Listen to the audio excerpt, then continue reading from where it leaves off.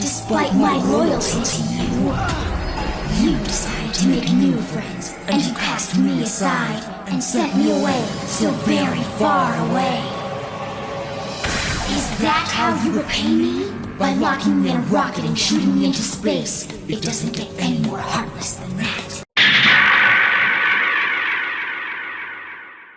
So a few years ago, I talked about a certain Yu-Gi-Oh villain on the channel and going in depth about them, but I felt that I could do a lot better. And not too long ago, we talked about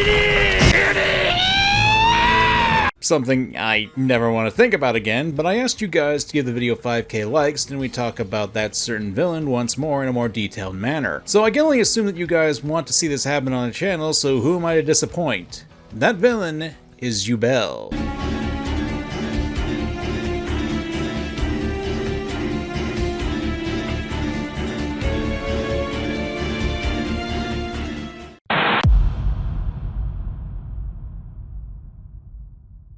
If you're not familiar with Yubel or the series of Yugioh GX, let's take some time to talk about the setup. Yugioh GX is the second incarnation of the Yu-Gi-Oh anime series, following the exploits of one Yuki Judai, or Jaden Yuki if you're a filthy dub casual. Huh? Nah, I just happen to have a soft spot for old ladies. I make fun of the dub when you reconsider some of the more out there lines. The one and only Gonzaloo! And when I say one and only, I really mean it. Because, my children, I am him. Red, blue, yellow, who cares? Those are just symbols the man uses to try to propagate social division. See, it's all a conspiracy of the political industrial complex to permeate the so-called free market. Sure, whatevs. Let's just throw down. Far out. It can be entertaining, but it comes off as more of an abridged series. But the basic concept is that Judai is going to Duel Academy in order to become the king of the games in Duel Monsters, and hijinks ensue. Stuff like an old man in a tube trying to resurrect ancient demons so he can get his six-pack back. I mean, you can grind meat on those things. Or an evil cult that's obsessed with purity and brainwashing everyone to serving Dio? Point is, when it's a school of card games, you're going to be dealing with some crazy stuff. Of course, our story actually begins way back before Judai even entered the academy. Years ago, when he was a kid, he had a card that meant a lot to him. That card was Yubel, a card that held a dual spirit. Quick rundown, dual spirits are effectively spirits that live within cards. Duh. Initially known as Ka and Ba in the original series, dual spirits would effectively use in other parts of Yu-Gi-Oh! After the original series. Back on the point, Yubel was Judai's favorite card, to the point where he'd always try to summon them out. And at points, he would even say he could hear Yubel calling him out. And anyone who would upset Judai, well, it wouldn't end well for them. It was a consistent thing too. Misfortune would plague the neighborhood kids, and eventually no one would want to play with Judai because of the threat that Judai unknowingly carried within his deck. I mean, tons of kids going to comas, that's definitely going to cause some issues. In order to stop this from happening and hoping to save Yubel, Judai and his parents thought the best way to fix this situation was to put Yubel into a satellite, launch it into space, and hopefully imbue them with the power of justice! I mean, this all sounds crazy, right? Who in their right mind would agree to a plan like... Cause I figure, if there is intelligent life out there, then let's teach them how to duel. I mean, Kaiba did find a way to get to the afterlife while he was still alive, so why the hell not this? The guy's got more money than God himself and does whatever he can to maintain his ego. But yeah, the idea was hopefully the cosmic energy of space would be enough to fix Yubel, but nothing ever goes right in these situations. So remember when I brought up that cult? Yeah, it turns out it was powered up by something called the Light of Destruction. It infected Yubel, and eventually in the vastness of space, Yubel was driven insane by their isolation. But one day, that satellite that Yubel was in was returned to Earth, and all hell broke loose. So Yubel would make deals with characters like Professor Cobra, Amon Garam, Martin. One of these things is not like the other. Also, they could get back to Judai. It's not so much a revenge plot, but we'll get into that later. And there is a fair bit more to talk about when it comes to Yubel's backstory, but again, we'll get to that later. Especially when we have to consider another character that we have to discuss in this video, Judai himself. But before we get into that, let's talk about what Yubel is, a manipulator. Manipulative villains are quickly becoming one of my favorite archetypes, and Yubel is a manipulative character. Not a master manipulator who plays everything behind the scenes, but they definitely know how to prey on the weaknesses of people. One example would be Professor Cobra. Yes, I know. That is an actual name of a character in anime. At the time, though, Yubel was just an arm. They were burned up in the atmosphere, and that was all that was left, which Viper managed to get a hold of. And the moment he did, Yubel was able to interact with Viper's memories, learning about his adopted son who passed away. Yubel does have powers, as do a lot of spirits in the world of Yugioh. And one of those powers that Yubel has is related to the darkness in a person's heart. They can see the darkness of a man and can use that to see into the depths of their minds and memories. And with that power, Yubel was making a promise to Viper to see his son again. The power to make miracles happen. And all Viper had to do was effectively take the energy of duelists and pour into Yubel so they could recover their body. To be frank, Yubel did succeed with this, and was able to regain a good portion of their power to boot. And what was Viper's reward? Well, Yubel manipulated his memories and...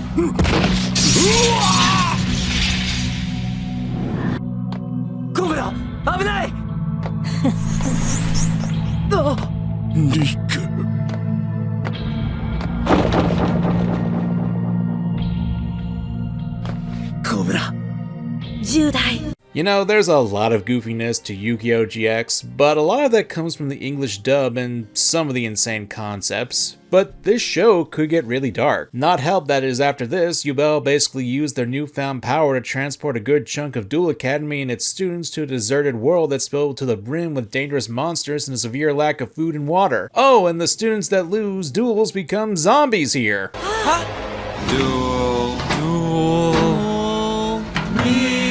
great. Who knew they could sing? Something that Yubel uses to their advantage is that at one point after possessing a student named Martin so they could blend in, Yubel used the threat of hunger to lure in 3 students. What do you want? Just tell me, please! We'll do anything you want us to do! All I want from you is just one simple favor. Here. What are you waiting for? Go on, enjoy it. Take a bite. Dig in.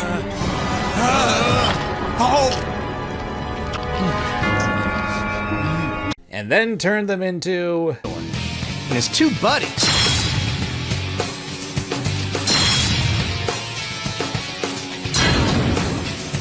They have become the ultimate duelists, a fusion of human and dual spirit. You know, it's usually the GX videos that get me really thinking. I just got done talking about how a guy was effectively made to end his whole existence thinking about his son, and then we get to singing dual zombies and freaks in masks. There is some tonal whiplash going on here and almost snapped my neck at this point, but I think you get it. Yubel as a villain has a lot of manipulative tendencies, and it's not just stuff like this. At one point, Yubel possesses another character that's important, Johan. Johan, who became quick friends with Judai at the start of Season 3 and eventually became lost in the worlds, was the goal of Judai to save. Johan had effectively sacrificed himself so Judai and pretty much the rest of Duel Academy could return to the human world, but Johan would be stuck in the desert world. And because of this, Yubel would effectively use Johan as bait and as a puppet in order to hurt Judai, dangling the one person that Judai became obsessed with saving right in front of him and using him as a meat puppet. Yubel as a manipulator has many tricks up their non-existent sleeves, and while they certainly don't control everything that happens, they did manage to do the one thing in the 3rd season set out to accomplish, and that's to break the main protagonist down. As I stated, when Johan went missing, i.e. was being used as a puppet by Yubel, Judai and the main cast of characters had taken up the task of searching for Johan by going through various other worlds. And in one world, there was a rumor of Johan being kept in a prisoner's cell ran by something called the Dark World Army. And Judai, despite the warning of his friends, ran off to save Johan. Due to the impulsive nature of that decision, a good portion of Judai's friends were captured by the Dark World Army, and during the duel that Judai had against their leader Braun, the Mad King, well...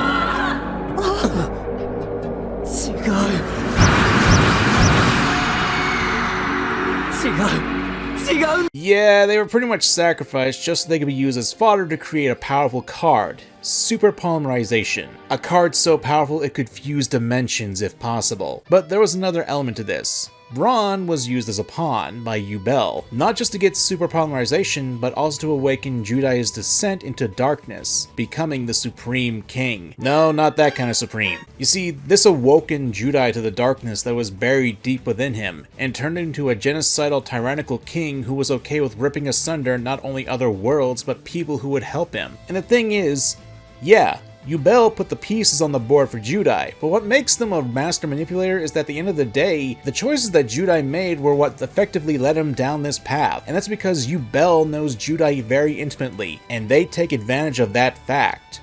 A master manipulator needs to be aware of the flaws of a character, and use them to the fullest in order to control someone, all the while making the controlled person have enough free will to make the worst decisions that they could, so that way the manipulator can have their hands be clean. It's why I'm not a huge fan of mind control when it comes to manipulators. It lacks that sort of personal touch that really allows the manipulator to get inside the head of their victim without forcing them to do anything. And I think that's what makes this all the more interesting, is that we know for a fact that Yubel can do this stuff, but they choose to not do it. They can twist a person's memories in the case of Professor Cobra, or straight up possess people like they did with Martin and Johan, but for Judai, they chose to not do any of that. No, they'd rather allow Judai's terrible decisions to do the work for them. And that's why Yubel works as a manipulator. They tempt people to allow Yubel in, preying on the insecurities, the fears, the desires, and of course, the mistakes within their heart. All the while, Yubel keeps their hands clean. They only really get involved when they have to, and that is why I think Yubel makes for a great manipulator. Of course, there's one question that I'm sure is on everyone's mind at this point.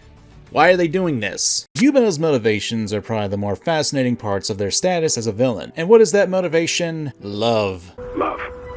Love. Love. Whose love? Your love. My love.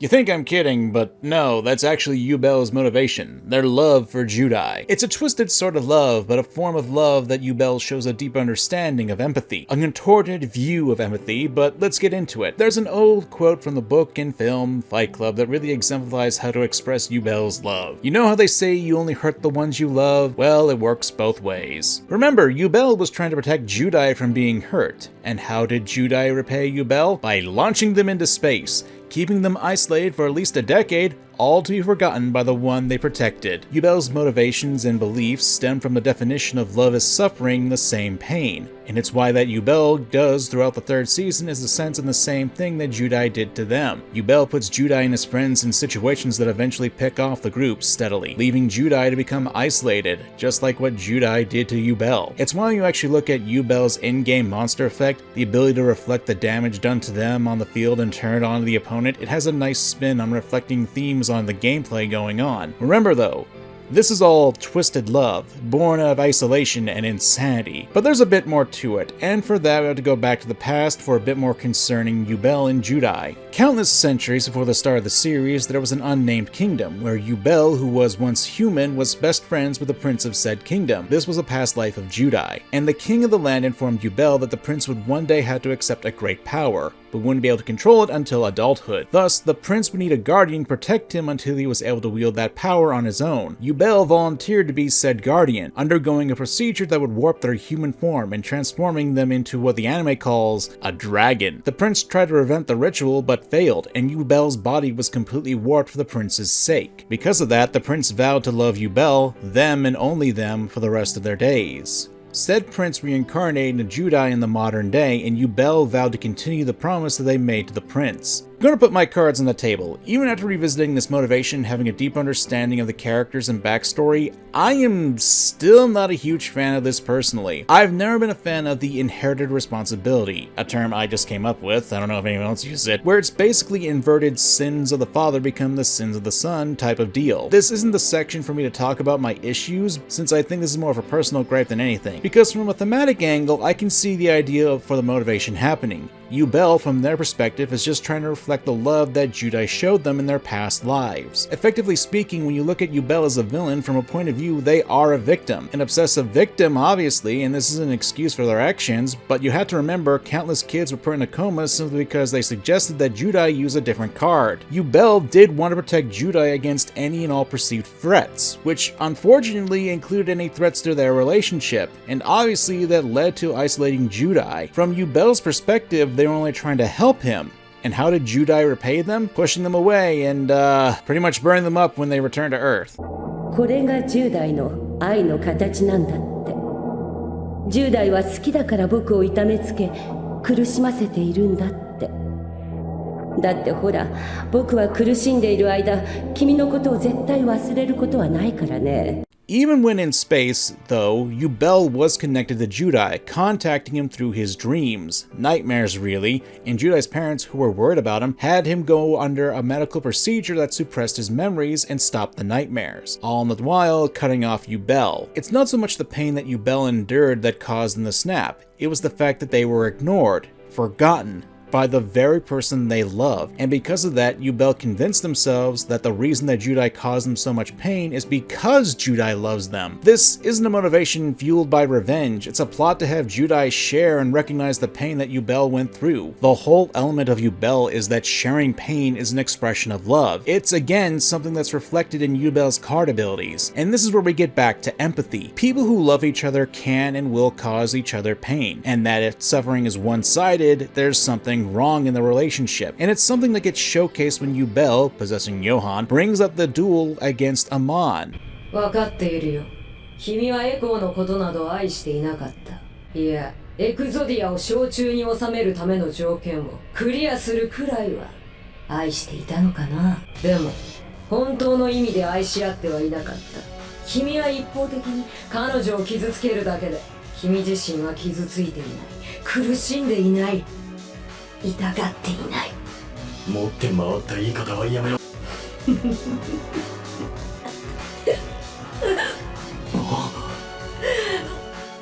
僕は傷ついたよ。苦しんだよ。痛かったよ。だから10代にも同じ思いを味わってもらっているんだ。それが愛し合うということなんじゃないかな。 It's a thinly veiled cry for empathy from Judai. It's a cry to be saved, and to make things more unbearable, Judai goes across dimensions and worlds, giving up everyone and everything to save someone who, technically speaking, he only just met, but not Yubel.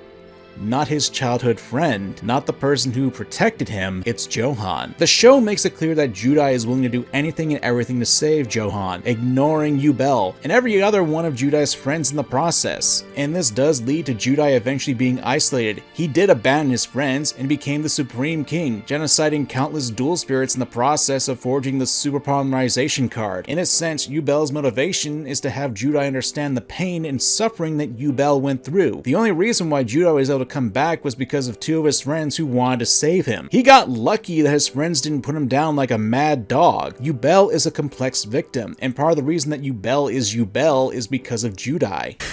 必ず助けるからな。よは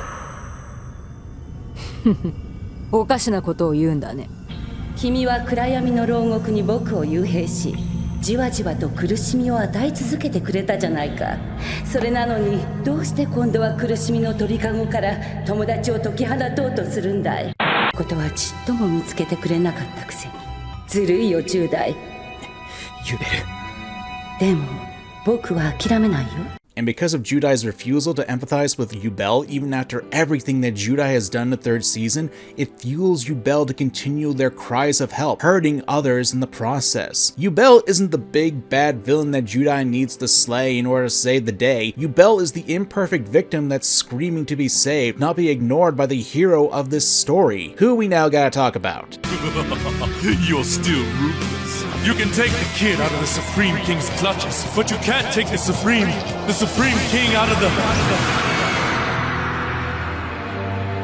In the last section, I made a point that one of the biggest motivations that Yubel has is that Judai ignored them and their pain, all the while showing an ungodly amount of drive to save Johan. From that perspective, it's a reason to see what drives Yubel. The hero of the story ignores you, even going to great lengths to save another person right in front of you. And even more so when you consider that Judai, when he became the Supreme King, he caused just as, if not more, mayhem and hurting countless people in the process. And what happened to Judai? He got saved. And here's the thing, the reason why Judai is going so far to save Johan isn't really about saving Johan. It's about the guilt that Judai felt concerning the teal-haired teen. Judai wants to stop feeling guilty about that since essence, he was the cause of Johan's disappearance, since Yubel was the one who brought everyone to that desert world and Johan had to sacrifice himself to get back everyone to the human world, leaving himself stranded in the process. And this was because of Yubel, and in turn fell on Judai's shoulders. Because of this though, Judai tries to avoid the guilt of causing Yubel's suffering, because that would entail to him admitting that he had a hand in all of this. Judai is a victim because of Yubel's overprotection as a child, but he's also the one who caused all this to happen. And in a sense, the same could be said about Yubel. Now, there's a line in the anime where one of Judai's friends, Sho, asks something concerning his brother Ryo. During that time, Ryo, who was once a top student at the academy, had been humiliated and left in the dust in the pro leagues, having adopted a much more dark, serious, and tyrannical personality that would help him out through the duels. It got to the point that he would cause harm to people with shock colors, and that would actually cause pain. Being the younger brother, Sho asked if someone close to you went off the deep end and couldn't go back to how they were, even if you don't like the person anyway, what would you do? And Judai replied that despite Ryo changing, he's still close to him, looking after the person until the very end, even if he didn't like them, just to prove that someone would still care about another person. You can see the issue here though, right? Judai effectively turns away from Yubel and not living up to the advice that he was so ready to give out. It's hypocritical. And while there are some issues with how it's done, this ties into the theming of Season 3 for Yugioh GX. And that's growth and maturity. Yubel acts as a reflection of Judai's worst qualities, everything that the guy hates about himself, and that's why he rejects that part of him. The whole idea of Season 3 was to point out how Judai can't be carefree. He can't ignore his problems, and he can't just kill Yubel to make the problem go away. He has to do the hard thing and save Yubel. He has to acknowledge Yubel's pain and make the sacrifice to save them. 俺という存在がなくなってしまうとしても俺は構わない。不動を発動。俺とユベルの魂を一つに。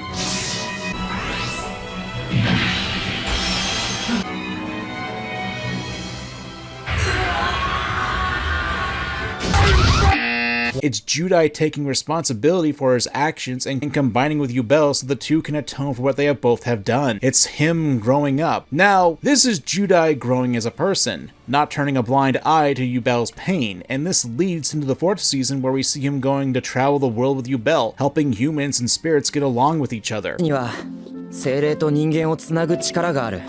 世界のどこかにその力を必要とする人たちがいるかもしれない。俺たちは旅をしながら The real world is filled with consequences, and one of Judai's main flaws in the story is that he makes awful decisions. It was only in Season 3 that these decisions actually had some really big consequences, and Yubel is, or was, one of Judai's consequences, and one that caused ripples to happen throughout the series. And Judai has to understand Yubel. Yubel is simultaneously extremely selfish and willing to hurt people Judai cares about, but they're also extremely selfless and will do anything to protect Judai and have made great sacrifices in the past for Judai's sake. Now, with all that said, I still have issues with this entire storyline, but there's one thing I want to get to before that, and that's the theming of alchemy with Yugioh GX, and in particular, Season 3. Yugioh GX has a big theming of alchemy, and it's pretty apparent with all the fusion, and even having one of the big MacGuffins of the first season being the literal Philosopher's Stone. If you know anything about Full Metal Alchemist, there you go. But there are plenty of other elements that are important, especially when it comes to Yubel, Judai, and the correlation with alchemy. There's a fair bit of symbolism to consider, like let's start with Judai's favorite hero, the Flame Wingman. You can be my wingman anytime. Watch as I lose my monetization being copyrighted by 2 seconds of footage. The Flame Wingman is a fusion between the elemental heroes Avion and Burstinatrix, a male and female fusing together into a stronger being with draconic elements to it. And when you look at Yubel's backstory and how they were turned into the dragon, it leads into a few things here. Added bonus is the recent support that Yubel got, and specifically the Loving Defender, and would you look at that? There's a lot more going on that makes Yubel resemble that of the Flame Wingman. What a coincidence! Getting back to alchemy, Yubel is what you call a rebus. Rebus is a split between a male and female down the middle, and initially it's heavily implied that the backstory of Yubel's human form was more masculine. I mean, one look at the uncensored version of Yubel and you can see they have a masculine peck and a feminine breast. In the original Japanese, Yubel spoke with 2 different voices, a deep masculine and a light feminine voice. Rebus often symbolize the combination of opposites and are depicted as a winged figure with male and female features. Again, going back to the Flame Wingman for a second, what are the components for the monster again? Avion and Burstinatrix. Now, a lot of this is surface level fascinating stuff, and part of the reason why throughout this video I've been using they, them pronouns with Yubel is that their gender is kinda up in the air, especially when you consider both the Japanese and the English dub where they kinda mix it up a little bit. But does their gender really matter? Not really, no. Because Yubel gave up their human form to become a guardian, leaving behind their humanity, transcending into something greater. But this leads into the next alchemic reference, the Great Hermaphrodite, which was a union of opposites. In this case, Yubel is the unification of both humanity and spirits, fused into one being. Now, all of this is stuff to consider, mainly because going into the alchemy threads is going to be a very long and tiring process, and I'm not really the biggest alchemy nerd, but I find it all fascinating. But you may be asking, what about Judai? Where does he fit into the alchemy portion of all this and how it relates to Yubel? Well, this relates to the great concept of the great work. It's an alchemic process of turning lead into gold, and I've seen a few people relate to how each season of Yugioh GX relates to that of the process of Judai's character development. It's a metaphor, really. And just to point out, we did have a pretty blatant alchemist duelist in the first season, and male, who had cards that were all based on the great work. Black process Negleto, white process Albedo, yellow process Keto Lennox. Wait, I play red process Rubido. Yeah, all those things. I'd also be remiss to bring up that Carl Jung, the founder of analytical psychology, also likened these terms for psychology. But for the sake of not wanting to bog down the video with all of this, let's focus on Season 3 with being the process of Yellow. Effectively, Season 3 is a necessary dissolution of Judai so he can be reforged into a stronger hero. We see him broken down, having been confronted with his terrible mistakes, deconstructing him and effectively building himself back up in order to save Yubel. It acts as symbolic awakening of consciousness, a realization of a new, unified sense of self that embodies a deeper understanding of the soul's wisdom, a representation of the spirit growing where one's values and life purpose become clarified. And that's effectively what is done in Season 3 for Judai's character development. Then again, a lot of this is speculation and me making connections here and there about a 21-year-old anime that's about kids going to a high school to learn how to play a children's card game. What is my life? I like to think that I have a decent grasp on Yubel, what the writers are trying to convey with them, and even show that I appreciate the finer details that encompass them as a villain. That being said, there are a number of reasons why I dislike Season 3 of Yubel, and a good portion of those issues I have unfortunately wrapped around Yubel. But for the sake of not rambling like a madman and making my editor pull my ears out, let's compress these issues into 3 major parts: Judai's responsibility, Judai growing up, and the goddamn dub. Let's talk about responsibility. Now, I've brought up before in this very video that Judai is the reincarnation of a prince of a nameless kingdom. That's all fine and dandy, but when it comes to these sorts of storylines, I don't really like the angle that it comes from with this. Even if Judai was the reincarnation of this prince, why should this kid, who I may remind you was extremely young at the time, be expected to take responsibility for a dual spirit who is countless years old? Judai certainly didn't have any memories of being the prince, especially when he was a kid, and most of the decisions that were made about Yubel weren't even Judai's choice. Those were his parents. It was his parents that took Yubel away from Judai. It was his parents that put Judai into a medical procedure that cut Yubel off from him. Again, Judai was a little kid at the time.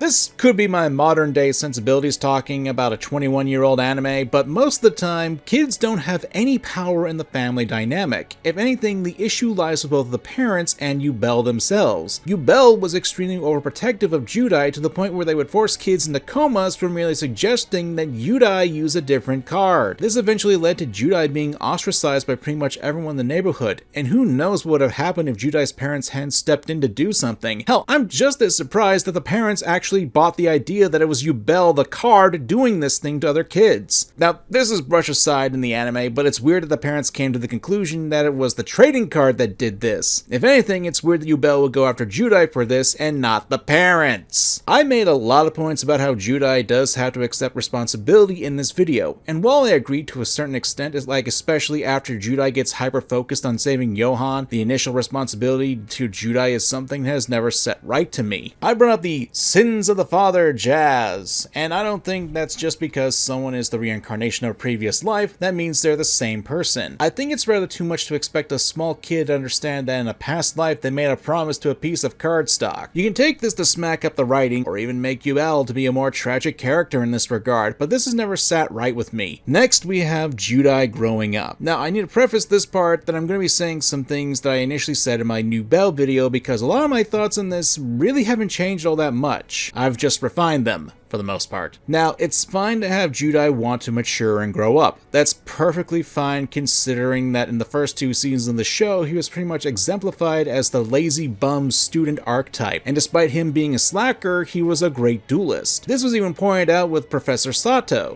私ならどうなろうと構わない。もちろん君もだ。君のせいでこの学園の生徒たちの学びの精神は死んだ。私がこの学園に捧げてきた情熱も。10代君、君にはその責任を取ってもらおう。ちょっと待ってくれよ。Or Professor Stein. But in any case, your uneducated answer illustrates my point. You're a fool. A clod. You've got the brain of a Paleolithic Cro-Magnon. Watch your language. I'm just a kid. Jaden, you mock everything I value. You've attended 1 class in the last month, and you slept through half of it. You're a disgrace to educational institutions. All right already, I get the point. Can you guess who he's supposed to be based off of? Bueller? Point is, there's nothing wrong with pointing out the flaws of a character and then throwing that in their face to have character development, but because of this, it caused a massive tone shift from the first 2 seasons. Let me play my hand, because one of the things I enjoyed with GX was the lighthearted tone in the first 2 seasons. And don't get me wrong, the show did get serious in the first 2 seasons, like how another character, Manjome, had to deal with the pressure of expectations from his older siblings. 俺は兄弟の落ちこぼれなんかであるはずがない。勝って勝ち続けるんだ。もうあさってもその次もその次の次も勝って勝ち抜くんだ。誰も俺の背負っているものの重さなんか分かりゃしない。勝てと言うだけだ。いつも勝てと。At the time, it was more lighthearted, and as a reminder, I'm still talking about the original Japanese version. There's always been this mentality in fiction that I can't really stand, and that's the whole more serious, darker equates to good mentality. Season 2 ended with Tyranno, Hasselberry, turning into a T-Rex, flying out into outer space with Neos, and smashing up a satellite to stop an evil cult leader from mind-controlling the entire world. Stop! First strike is yours. Don't ask me how the Tyrannosaurus with dreadlocks does this, but even in the early part of GX's Season 3, I could feel like the creators were trying to make me take the show super serious. And it's not like I don't appreciate the attempt of taking the show in a different direction, but with how the cast was effectively killed off for the new guys, it made it hard for me to enjoy Season 3. The supporting cast was essentially just broken down to fodder for Judai's heel turn, and that in turn effectively hurt the development that was rushed through the shortened season of 4 that we never got in the West. Part of the reason why I enjoy the manga adaptation of Yugioh GX is that while it too had a lighthearted tone to the story, it still felt grounded and made its way into introducing more serious and supernatural elements into it. It was a slow burn, as it were, and didn't just fling us into the darkness. I guess that's the problem with a sequel series. Whenever you have a sequel to a popular piece of media, there tends to be an issue of repetition. The issue is that we as people want more of what we like. We want more of the same thing. If it's good, it's in our natures to do so. And our overindulged content-filled culture today, we're constantly looking to get our fix. Yugioh GX was a direct sequel to the original Yu-Gi-Oh! Sure, it had its little pokes and prods here and there to the original series, but it flipped the script, because while the original Yu-Gi-Oh! Had its goofy moments, it had a more serious and darker tone to it overall. And then when Yu-Gi-Oh! GX Season 3 happened, and an attempt to turn Judai into more of Yami Yugi was made, Judai develops a darker, quote-unquote, serious personality when he fuses with Yubel and reawakens his Supreme King past life. Judai's backstory with Yubel is a bit of a parallel with Atem's. Ancient royalty, the reincarnation to fight against an evil force in the future, a loyal friend who makes a sacrifice to become the king's protector and becomes, oddly enough, a card in a children's card game. It's chosen one stuff. I like Atem, but we don't need to be wanking him off. Alright, who's gonna jerk me off? The first season of Yugioh GX made fun of this concept. Even the dub did it when had Cyrus wondering why it was destiny for him and Jaden to be this ancient pharaoh and I'm your guardian Seto. And Jaden just goes...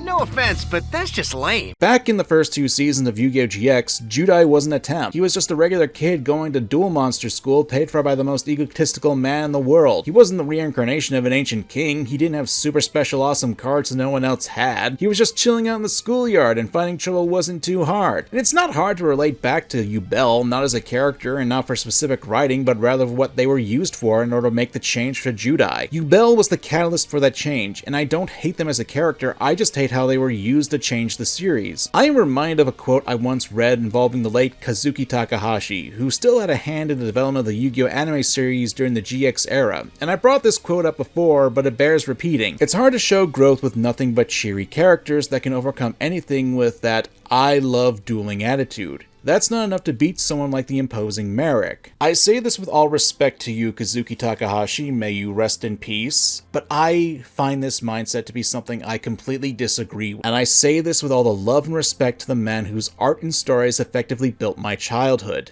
The I love dueling attitude is something that didn't encompass Judai all the time, because throughout the series, we saw he knew that there were various stakes happening. Look towards the original 7-star saga in the first season, where the vampire Camula was able to defeat 2 of the main characters and turning them into straw dolls. Judai knew the stakes and took the duel seriously. Hell, you can even see this happening earlier, like in the first 2 parts of the series in episode 5 and 6, when he was dueling against Titan, a thug who was hired by a professor to scare Judai off. Said thug kidnapped a friend, used him as hostage, and Judai took the situation completely seriously throughout the episodes. Even more so when the shadows made the duel become a lot more dangerous, and Judai didn't take the situation lightly. And with that quote, my question isn't more to the point, why isn't that enough to beat someone like the imposing Merrick, but rather, why do you need to kill off Judai's friends to make this happen? Why does he have to be the reincarnation of an ancient king to make this work? The problem here isn't that Judai needs to grow up. He does. The problem is the path they took to have him grow up is extreme. It effectively drove everything off the cliff for that effect. Because, I don't know. To me, while I appreciate what we got, I don't fully like how we got to that transition, and I don't like how the characters who aren't named Judai got treated in the process. Yubel, unfortunately, is the catalyst for all that, and has that chained onto them in my eyes. And finally, the dub. The dub basically did a complete sanitization of the whole Yubel plot, removing the whole love aspect, electing to go with a more playful aspect of Yubel's character, and then transformed them into a generic bad guy who wants to take over the dimensions. Plus, there are removed scenes. Like, you remember that stuff with Professor Cobra I brought up? About how his son was killed and how Yubel exploited the death to have Cobra kill himself? Well, they sanitized the backstory to make his son being ill, with only the implication of his death happening. It's a vast difference from Cobra seeing his son dying right before his eyes via a traffic accident. If a life was stolen way too soon, what would you do in order to bring it back? Would you make a deal with the devil? Yubel exploited the darkness in Cobra's heart from that tragic incident to tempt him into helping the disembodied hand, and it links back to Yubel themselves since they have to deal with the harshness of losing someone you love, i.e. Judai. And it removes the sympathy for the villains and cuts it from the audience the context that can provide more to a villain like Cobra, as well as show his tragic end. Or how about thinking your audience is too stupid not to get scenes without having hand-holding? Here's Yubel actually shows their true form and Judai gets his memories back in the original Japanese.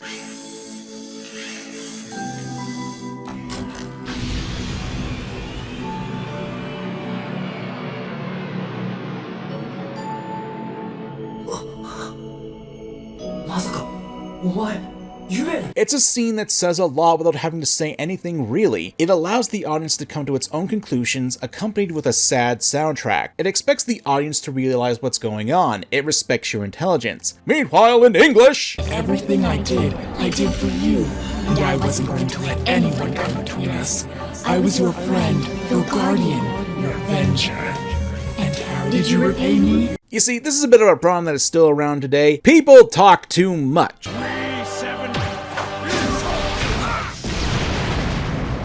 Sometimes you need to let a scene breathe and have a little faith in your audience so they can understand what's on screen. But I guess that's a little too much. Rest in piss, 4Kids. The bigger issue is that it holds your hand, making you think that you can't understand this without being directly told. And need I bring up the blatant censorship of Yubel's design? Pretty much kneecaps the whole alchemy effect because, oh no, boobs! I mean, boob! And there are tons of other examples to talk about this sort of thing, but we're on page 23 of the script and I'll leave it with this.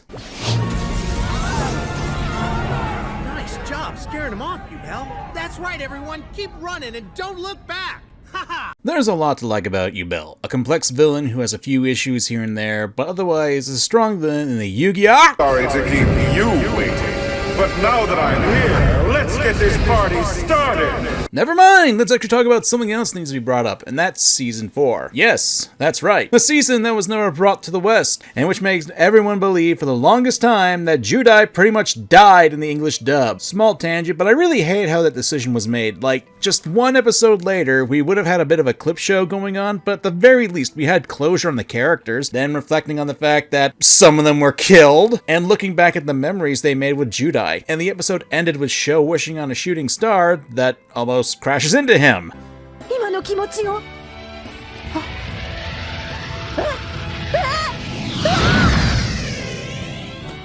And it turns out, that was actually Judai! And he's asking if it's Fried Shrimp Day! Ending the show and subsequently the series on a smile from Judai. At least that's what I hope would have happened. That would have been a much better ending if it was dubbed, because at the very least, you'd have the audience know about what was going on with the characters, and even end on a happy note that Judai would be back with his friends, while still having a bit of mystery of what the frig's going on. This is already getting off topic though, and I don't want to speculate as to why 4Kids thought this was a good idea, but maybe another video down the line. Honestly, I'd love to make a video dedicated to Judai. Maybe if you guys are interested, we can get about 5K likes on the video, and maybe leave the comment, "Get your game on," to let me know that you got to this part of the video, and helps the video out a lot. Anyway, one of the things I've talked about in this video is that in order to save Yubel, Judai had to essentially fuse with Yubel, with the two becoming a single entity. While this doesn't make Yubel into no longer a character, they act more like a part of Judai, giving him supernatural abilities and acting like an Epsi of Atom in the original Yu-Gi-Oh! They become more of a support role for Judai, though most of the time they remain inside the kid. Really, the only time that Yubel really has a really prominent experience is when Judai is fighting against the final boss of the series, Darkness. Yubel acted as an anchor for Judai and allowing him to actually fight against Darkness and get a good grasp on what's going on. You'll notice that I don't really have a lot to say about Yubel in this section, and that's understandable because they're no longer an antagonist. They're a support character to Judai. The 3rd and 4th seasons of Yugioh GX are supposed to be a part of growing up, specifically the existential crisis about finding yourself while growing up, and the Season 4 is supposed to be the fallout of that, the jadedness that comes from it, and learning to find joy and hope in a world that doesn't care about you. The story of Yubel and Judai is what this symbolizes, that the two accepted what happened between the two and those around them, and to search for happiness rather than wallowing in a world of darkness that drowns you and move forward. It's symbolism that applies to the whole of Yugioh GX, and can also be applied to both Judai and Yubel. At least that's what I think. It's not that there isn't anything to talk about with Yubel during the 4th season, but they're no longer an antagonist, and that's what this video is about. And we see that they're already trying to evolve to become a better person alongside Judai. I think that's probably the best way for Yubel, and by extension Judai, to not really redeem themselves, but to grow as people and help make the world a better place. There's a lot to like about Yubel, a complex villain who has a few issues here and there, but otherwise is a strong character in the Yu-Gi-Oh roster. While they're not my favorite villain of all time, I can appreciate the warped sense of love and abandonment that Yubel feels, and can at some degree understand where they're coming from. Obviously, I have my hang-ups with the writing and the character, but those are issues I tend to not levy on the character themselves, but more on the execution of the series. I think Yubel is probably one of the more creative and complex villains in Yu-Gi-Oh! And while I'm sure there are arguments that some people can make concerning other villains in Yu-Gi-Oh!, I think Yubel was a pretty tall bar to jump over. I do have my own personal gripes when it comes to villains and preferences, but I do hope you guys can at least see where I'm coming from when I'm talking about Yubel. At times I think Yubel is a genuinely freaky villain, hampered by some kinks in the writing and of course being butchered to be a take over the dimensions villain in the English dub. But alas, if you made it to this part of the video, I want to say thank you for watching, and if you enjoyed the video, please consider leaving a like, a comment, and support the channel by sharing the video. And if you're on mobile, be sure to use the hype feature. It helps push the video into the algorithm a lot more. But if you want to help the channel further, please consider supporting us via Patreon, Ko-Fi, and our channel memberships. This helps the videos we make come out even faster. I intend on making big changes on this channel, and one of them is to have videos like this being available to everyone one day early, having them be unlisted and available for official Discord servers and member-only posts here on the channel. There are a lot of big changes coming, and I hope you guys can stick with me through that as well. Among a comment, and thanks for watching. Later.